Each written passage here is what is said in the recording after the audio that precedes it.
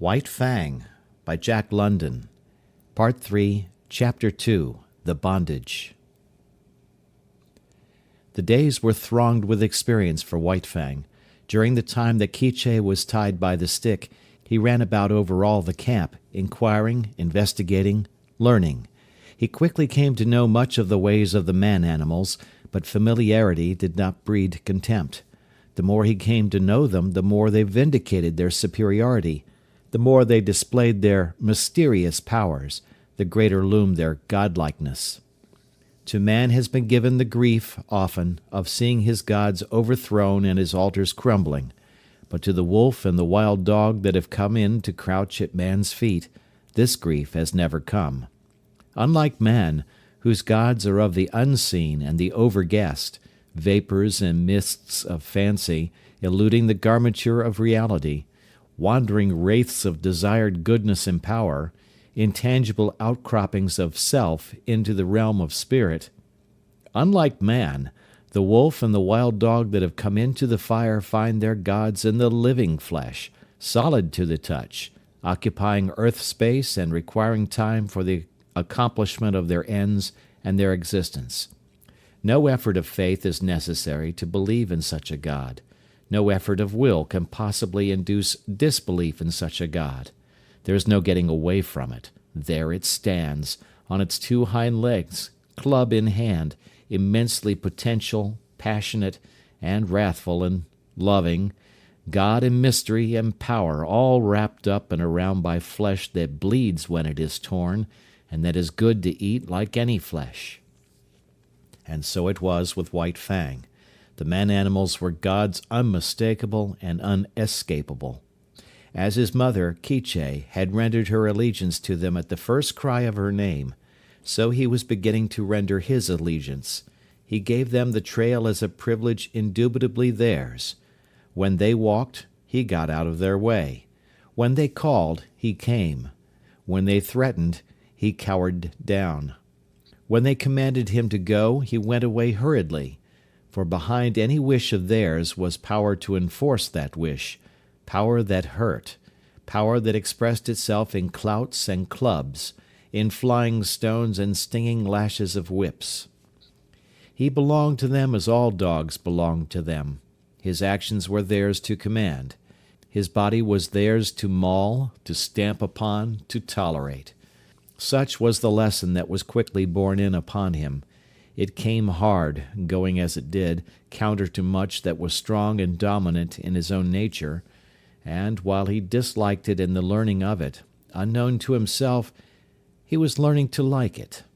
It was a placing of his destiny in another's hands, a shifting of the responsibilities of existence. This in itself was compensation, for it is always easier to lean upon another than to stand alone. But it did not all happen in a day, this giving over of himself, body and soul, to the man-animals. He could not immediately forego his wild heritage and his memories of the wild. There were days when he crept to the edge of the forest and stood and listened to something calling him far and away. And always he returned, restless and uncomfortable, to whimper softly and wistfully at Quiche's side, and to lick her face with eager, questioning tongue. White Fang learned rapidly the ways of the camp. He knew the injustice and greediness of the older dogs when meat or fish was thrown out to be eaten. He came to know that men were more just, children more cruel, and women more kindly and more likely to toss him a bit of meat or bone. And after 2 or 3 painful adventures with the mothers of part-grown puppies, he came into the knowledge that it was always good policy to let such mothers alone, to keep away from them as far as possible, and to avoid them when he saw them coming. But the bane of his life was Lip-Lip. Larger, older, and stronger, Lip-Lip had selected White Fang for his special object of persecution. White Fang fought willingly enough, but he was outclassed. His enemy was too big. Lip-Lip became a nightmare to him. Whenever he ventured away from his mother, the bully was sure to appear, trailing at his heels, snarling at him, picking upon him, and watchful of an opportunity, when no man-animal was near, to spring upon him and force a fight. As Lip Lip invariably won, he enjoyed it hugely. It became his chief delight in life, as it became White Fang's chief torment. But the effect upon White Fang was not to cow him. Though he suffered most of the damage and was always defeated, his spirit remained unsubdued. Yet a bad effect was produced. He became malignant and morose. His temper had been savage by birth, but it became more savage under this unending persecution. The genial, playful, puppyish side of him found little expression.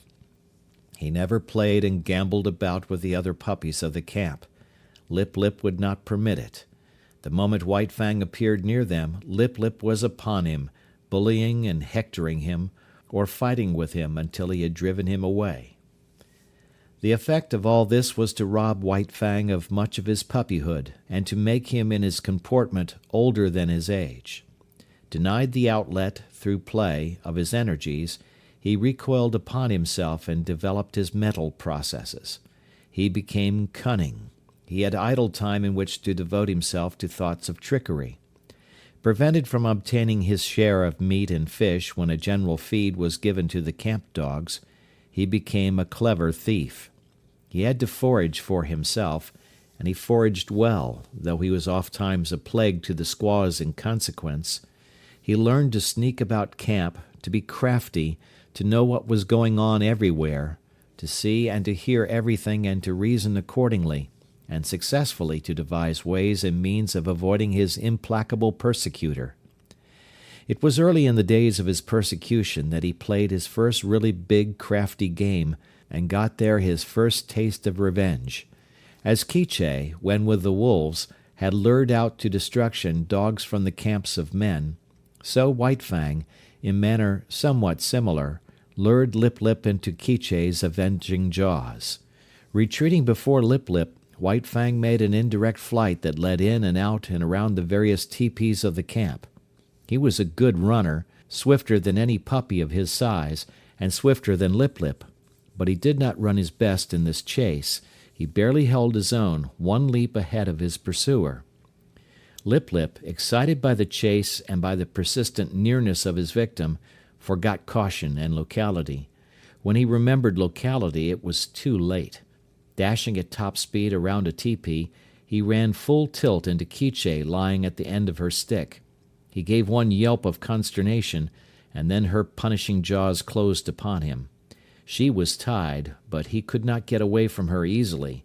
She rolled him off his legs so that he could not run, while she repeatedly ripped and slashed him with her fangs. When at last he succeeded in rolling clear of her, he crawled to his feet, badly disheveled, hurt both in body and in spirit. His hair was standing out all over him in tufts where her teeth had mauled. He stood where he had arisen, opened his mouth, and broke out the long, heart-broken puppy wail. But even this he was not allowed to complete. In the middle of it, White Fang, rushing in, sank his teeth into Lip Lip's hind leg. There was no fight left in Lip Lip, and he ran away shamelessly, his victim hot on his heels and worrying him all the way back to his own tepee. Here the squaws came to his aid, and White Fang, transformed into a raging demon, was finally driven off only by a fusillade of stones. Came the day when Grey Beaver, deciding that the liability of her running away was past, released Quiche. White Fang was delighted with his mother's freedom. He accompanied her joyfully about the camp, and so long as he remained close by her side, Lip Lip kept a respectful distance. White Fang even bristled up to him and walked stiff-legged, but Lip Lip ignored the challenge. He was no fool himself, and whatever vengeance he desired to wreak, he could wait until he caught White Fang alone. Later on that day, Quiche and White Fang strayed into the edge of the woods next to the camp. He had led his mother there, step by step, and now when she stopped, he tried to inveigle her farther. The stream, the lair, and the quiet woods were calling to him, and he wanted her to come. He ran on a few steps, stopped, and looked back. She had not moved. He whined pleadingly and scurried playfully in and out of the underbrush. He ran back to her, licked her face, and ran on again. and still she did not move. He stopped and regarded her, all of an intentness and eagerness, physically expressed, that slowly faded out of him as she turned her head and gazed back at the camp. There was something calling to him out there in the open. His mother heard it too, but she heard also that other and louder call, the call of the fire and of man, the call which has been given alone of all animals to the wolf to answer, to the wolf and the wild dog, who are brothers.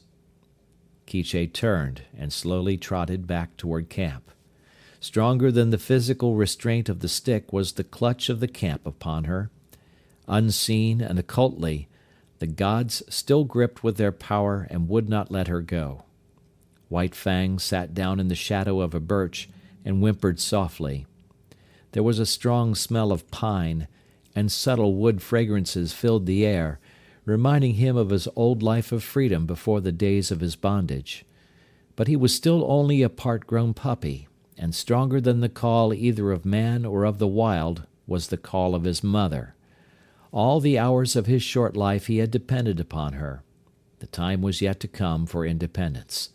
So he arose and trotted forlornly back to camp, pausing once and twice to sit down and whimper and to listen to the call that still sounded in the depths of the forest. In the wild, the time of a mother with her young is short, but under the dominion of man it is sometimes even shorter. Thus it was with White Fang. Grey Beaver was in the debt of 3 eagles. 3 Eagles was going away on a trip up the Mackenzie to the Great Slave Lake. A strip of scarlet cloth, a bearskin, 20 cartridges, and Quiche went to pay the debt. White Fang saw his mother taken aboard 3 Eagles' canoe, and tried to follow her. A blow from 3 Eagles knocked him backward to the land. The canoe shoved off. He sprang into the water and swam after it, deaf to the sharp cries of Grey Beaver to return. Even a man-animal, a god, White Fang ignored, such was the terror he was in of losing his mother. But gods are accustomed to being obeyed, and Grey Beaver wrathfully launched a canoe in pursuit. When he overtook White Fang, he reached down and by the nape of the neck lifted him clear of the water. He did not deposit him at once in the bottom of the canoe. Holding him suspended with one hand, with the other hand he proceeded to give him a beating. And it was a beating. His hand was heavy. Every blow was shrewd to hurt, and he delivered a multitude of blows. Impelled by the blows that rained upon him, now from this side, now from that, White Fang swung back and forth like an erratic and jerky pendulum. Varying were the emotions that surged through him. At first he had known surprise. Then came a momentary fear when he yelped several times to the impact of the hand. But this was quickly followed by anger. His free nature asserted itself, and he showed his teeth and snarled fearlessly in the face of the wrathful god. This but served to make the god more wrathful. The blows came faster, heavier, more shrewd to hurt. Grey Beaver continued to beat. White Fang continued to snarl. But this could not last forever. One or the other must give over, and that one was White Fang. Fear surged through him again. For the first time he was really being manhandled. The occasional blows of sticks and stones he had previously experienced were as caresses compared with this. He broke down and began to cry and yelp. For a time each blow brought a yelp from him, but fear passed into terror until finally his yelps were voiced in unbroken succession, unconnected with the rhythm of the punishment. At last Grey Beaver withheld his hand. White Fang, hanging limply, continued to cry. This seemed to satisfy his master, who flung him down roughly in the bottom of the canoe. In the meantime the canoe had drifted down the stream. Grey Beaver picked up the paddle. White Fang was in his way. He spurned him savagely with his foot. In that moment White Fang's free nature flashed forth again, and he sank his teeth into the moccasined foot. The beating that had gone before was as nothing compared with the beating he now received. Grey Beaver's wrath was terrible, likewise was White Fang's fright. Not only the hand, but the hard wooden paddle was used upon him, and he was bruised and sore in all his small body when he was again flung down in the canoe. Again, and this time with purpose, did Grey Beaver kick him. White Fang did not repeat his attack on the foot. He had learned another lesson of his bondage. Never, no matter what the circumstance, must he dare to bite the god who was lord and master over him. The body of the lord and master was sacred, not to be defiled by the teeth of such as he. That was evidently the crime of crimes, the one offense there was no condoning nor overlooking. When the canoe touched the shore, White Fang lay whimpering and motionless, waiting the will of Grey Beaver. It was Grey Beaver's will that he should go ashore, for ashore he was flung, striking heavily on his side, and hurting his bruises afresh. He crawled tremblingly to his feet and stood whimpering.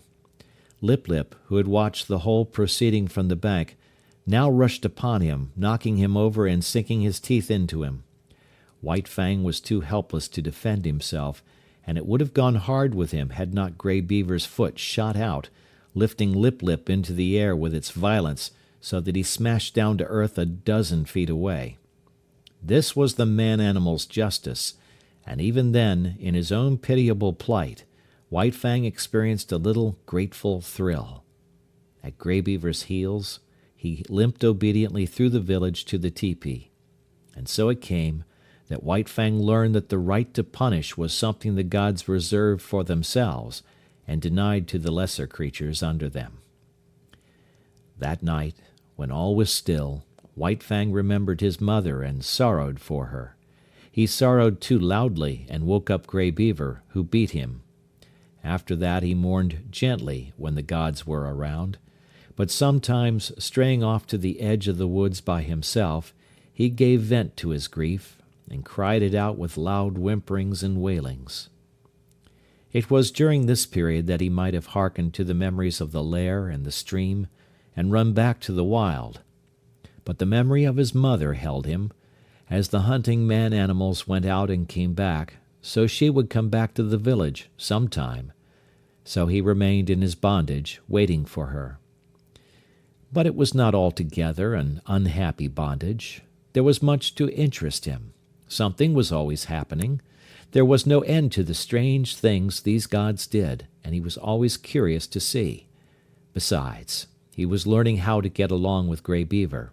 Obedience, rigid, undeviating obedience, was what was exacted of him, and in return he escaped beatings and his existence was tolerated. Nay, Grey Beaver himself sometimes tossed him a piece of meat, and defended him against the other dogs in the eating of it. And such a piece of meat was of value. It was worth more, in some strange way, than 12 pieces of meat from the hand of a squaw. Grey Beaver never petted nor caressed. Perhaps it was the weight of his hand, perhaps his justice, perhaps the sheer power of him, and perhaps it was all these things that influenced White Fang, for a certain tie of attachment was forming between him and his surly lord. Insidiously, and by remote ways, as well as by the power of stick and stone and clout of hand, were the shackles of White Fang's bondage being riveted upon him. The qualities in his kind that in the beginning made it possible for them to come into the fires of men were qualities capable of development. They were developing in him, and the camp life, replete with misery as it was secretly endearing itself to him all the time. But White Fang was unaware of it. He knew only grief for the loss of Quiche, hope for her return, and a hungry yearning for the free life that had been his. End of chapter 2.